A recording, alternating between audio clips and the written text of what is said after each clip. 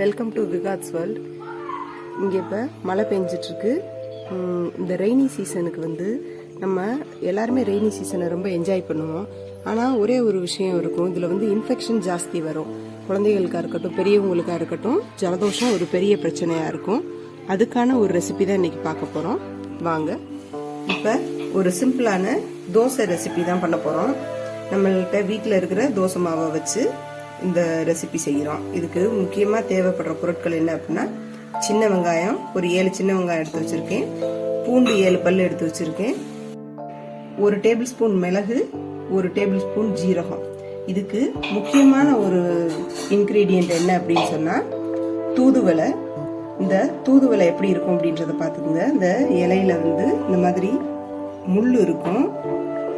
இது வந்து கிராமத்துல ஈஸியா கிடைக்கும். டவுன்ல இருக்கிறவங்களுக்கு கீரை விற்கிற வர்றவங்கள்ட்ட கேட்டு நீங்க வாங்கிக்கலாம். இந்த மாதிரி அதுல முள் இருக்கும். இந்த பாத்தீங்கன்னா தெரியும். இதோட சேர்த்து முள் முருங்கை கிடைச்சிச்சுன்னா அதையும் சேர்த்து செய்யலாம். இப்ப நம்ம வந்து தூதுவளையை மட்டும் வச்சு மிக்சியில சேர்த்து அரைச்சுக்கிற போறோம். இப்ப எல்லாம் மிக்சி ஜார்ல சேர்த்தாச்சு. இதை அரைச்சுக்கிட்டு வந்துருவோம். இப்ப நம்ம அரைச்சிட்டு பேஸ்டா அரைச்சு எடுத்துட்டோம். இதுல நான் வந்து எக்ஸ்ட்ரா தண்ணி எதுவும் சேர்க்கல. வெறுமனே அந்த வெங்காயம் பூண்டு அந்த இலையில உள்ள தண்ணியிலே போதும். நம்மளுக்கு வேணும்னா உங்களுக்கு எக்ஸ்ட்ரா சேர்த்து அரைச்சிக்கலாம். வாங்க இப்ப இதை தோசை மாவுல மிக்ஸ் பண்ணிக்கலாம். இப்ப நம்ம மாவுல உப்பு போட்டு தான் அரைச்சிருக்கோம், அதனால இதுல தனியா உப்பு சேர்க்கல.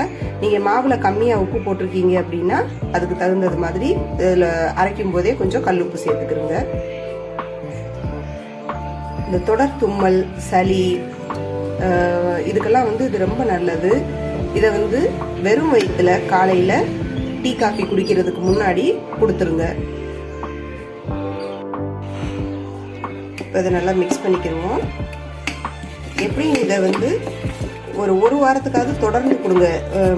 அப்படி உங்களுக்கு வந்து அந்த இலை கிடைக்கிறது கஷ்டமா இருக்கு, தூதுவளை கிடைக்கிறது அப்படின்னா ஒரு 3 நாளைக்காவது தொடர்ந்து கொடுத்துருங்க.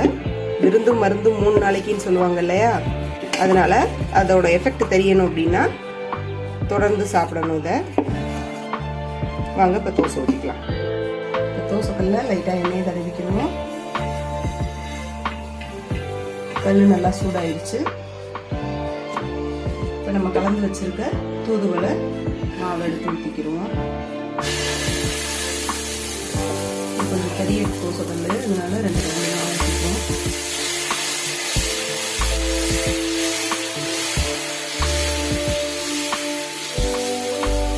நல்லா நைஸா தடவி விட்டுருங்க.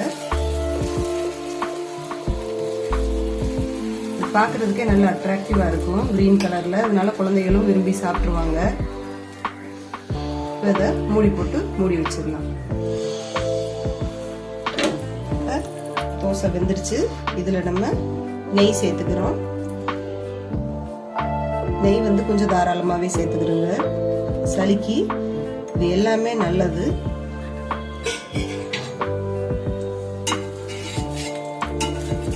நல்லா கொஞ்சம் வேக விட்டுருங்க. ஏன்னா எல்லாமே நம்ம பச்சையா சேர்த்துருக்கோம் இல்லையா, அந்த வாடை வராம இருக்கிறதுக்காக கொஞ்சம் நல்லா வேக விடணும். திருப்பி போட்டும் வேக விட்டுருவோம்.